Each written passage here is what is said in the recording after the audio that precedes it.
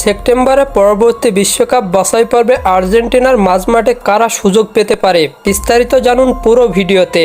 2025 সালে সেপ্টেম্বর শুরু হতে চলেছে দক্ষিণ আমেরিকার বিশ্বকাপ বাছাই পর্বের পরবর্তী লড়াই।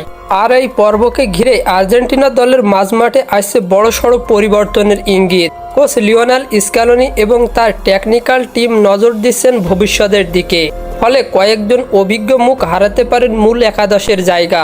মাঝমাঠে নিয়মিত থাকা রদ্রিগো ডি পল এবং লিয়ান্দ্রো পারাদেসের জায়গা এখন আর নিশ্চিত নয়। সাম্প্রতিক ফর্ম এবং ক্লাব পারফরম্যান্সের খানিকটা পিছিয়ে আছেন তারা। সেই জায়গায় জোরালোভাবে জায়গা করে নিতে পারেন এজুগিয়েল পালাসিও ও জিওভানি লো সেলসো, যারা দুজনেই ইনজুরি থেকে ফিরেছেন এবং ক্লাবে নিয়মিত খেলছেন।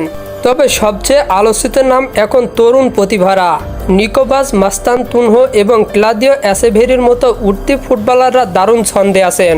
বিশেষ করে নিকোলাস ক্লাবের হয়ে দুর্দান্ত পারফর্ম করছেন। মাস্তানতুয়ানো ইতালিয়ান লিগের ধারাবাহিক ফুটবলের উপহার দিচ্ছেন। অন্যদিকে ক্লাদিও অ্যাসেভেরি তো ইতিমধ্যেই আর্জেন্টাইন মিডিয়ায় নতুন মাসচেরানো হিসাবে পরিচিত পাচ্ছেন। তবে জায়গা পাকা করে রেখেছেন এনজো ফার্নান্ডেজ ও অ্যালেক্সিস ম্যাকঅ্যালিস্টার। এই দুইজন এখন দলের কোর মিডফিল্ড হিসাবেই বিবেচিত হচ্ছেন। তাদের পারফরম্যান্স ও রক্ষণাত্মক আক্রমণাত্মক ভারসাম্য কোচ স্ক্যালোনির নজরে পাকা।